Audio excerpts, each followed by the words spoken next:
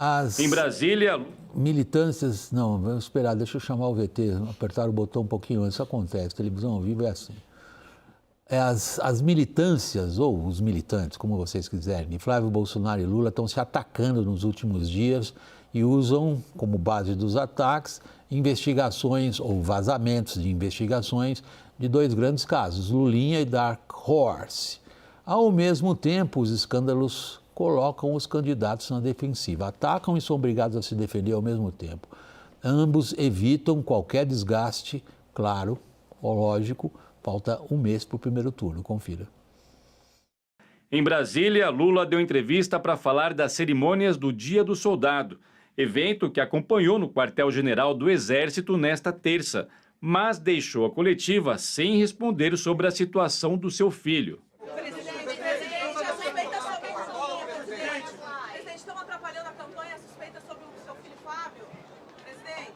Na última segunda-feira, Flávio Bolsonaro recuou da promessa de apresentar informações sobre o filme Dark Horse. A prestação de contas foi feita dentro da investigação que está acontecendo em São Paulo e a própria imprensa vazou.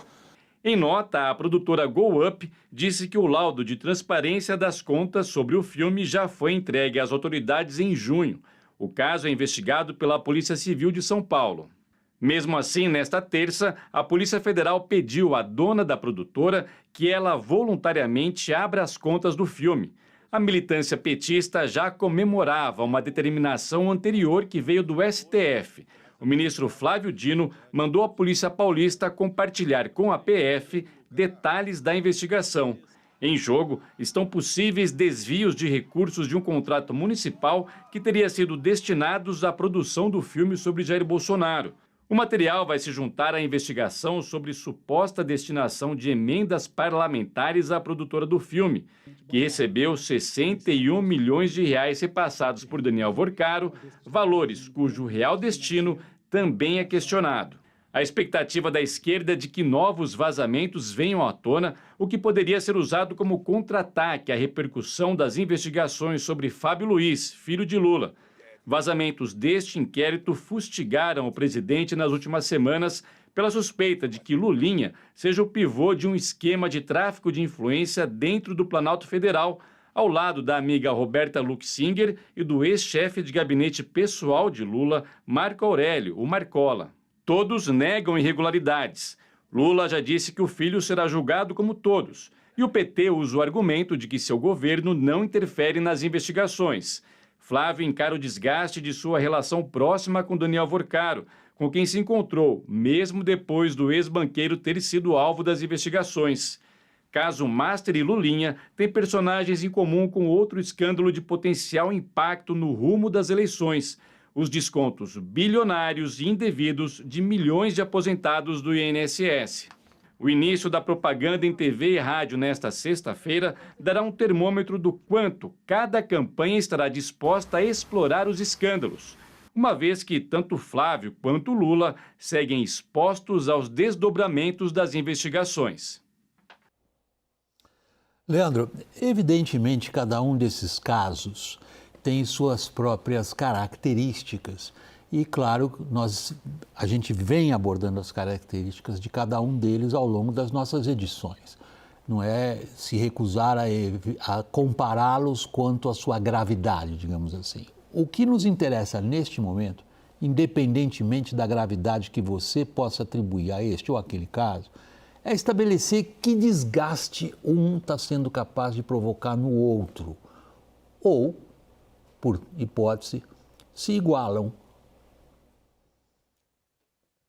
William, boa noite a todos. Nas últimas semanas, aliás, nos últimos meses a gente pode falar, desde o caso Dark Horse envolvendo Flávio, ou o caso Lulinha envolvendo Lula, todos nós que acompanhamos pesquisas esperávamos cada publicação, aguardando de alguma forma encontrar algum impacto desses casos vivos de corrupção.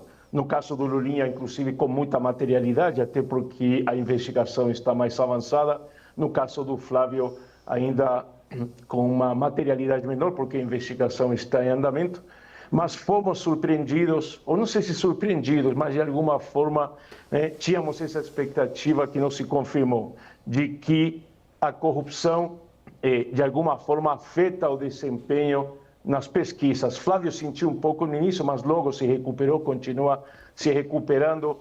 Lula, há umas 2 semanas, 3 semanas, vem se desgastando de alguma forma com o caso Lulinha muito presente, mas as pesquisas não identificam qualquer tipo de avalo. E aqui um paradoxo, até trazido pelas próprias pesquisas.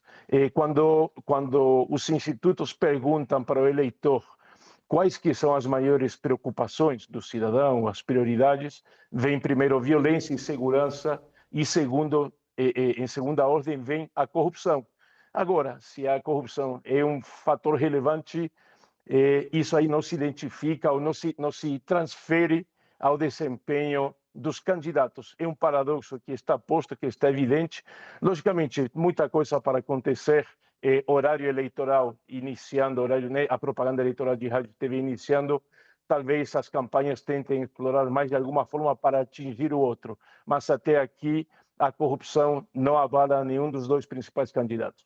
Aí a gente coloca uma pergunta básica, Jussara, nós, repórteres políticos, que eu não sei como é que os marqueteiros pretendem responder a partir da descrição que o Leandro nos dá, da descrição que ele nos dá bem resumida, Leandro. Se eu estiver cometendo uma injustiça com o teu raciocínio, você me corrija. É a seguinte: olha, por pior que seja este ou aquele escândalo, nós não estamos entrando nesse mérito neste momento, para a análise que nós vamos fazer, não é isso que importa neste momento. As pesquisas não se abalaram, como se esperava que fossem ser abaladas. Então vem a seguinte questão para os marqueteiros, não sei como é que você está vendo isso daí, próxima das campanhas. O que era considerado uma arma importante, então, para derrotar o adversário, na verdade está se tornando de pouco efeito?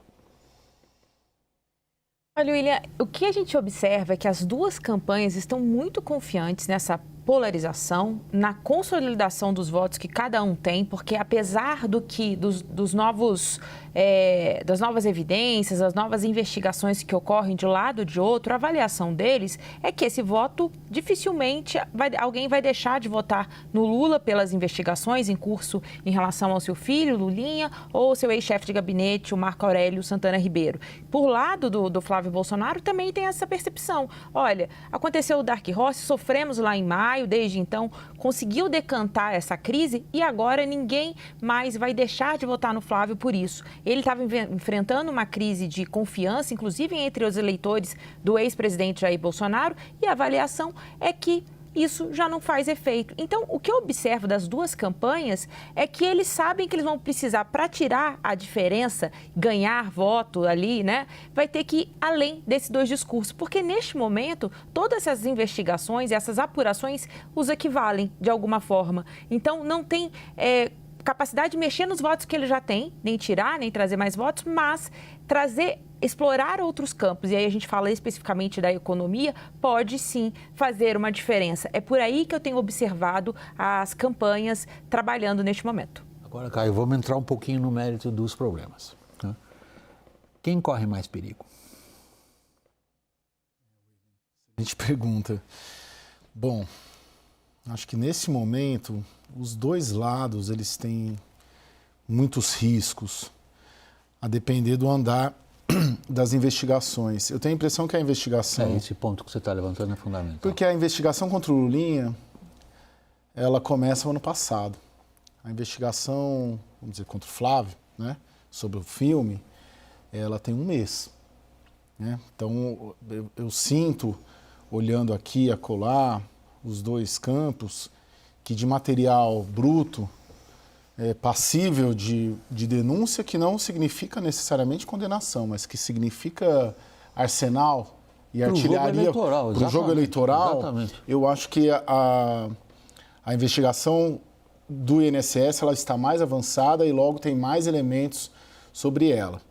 Tanto que a gente está vendo aí, tem 10 dias que todo dia tem alguma coisa. E a investigação do filme, ela é mais recente. Então tem uma dificuldade maior de avançar e, além disso, tem uma questão que é bem interessante, que é parte dos recursos do Dark Horse transitaram pelos Estados Unidos. não pelo Brasil. O laudo oficial, ele dá uma parte aqui do que trafegou pelo Brasil, pelo Banco Central, em reais, e tem uma parte grande que é dos Estados Unidos. E a grande suspeita da Polícia Federal, no caso do Dark Horse, é que o dinheiro financiou o Eduardo Bolsonaro nos Estados Unidos. Então isso foi levantado desde o primeiro dia. Mas tem uma dificuldade de comprovação, porque eles dependem de uma cooperação internacional, de abertura de contas, de levassem empresas lá. E isso não vai acontecer.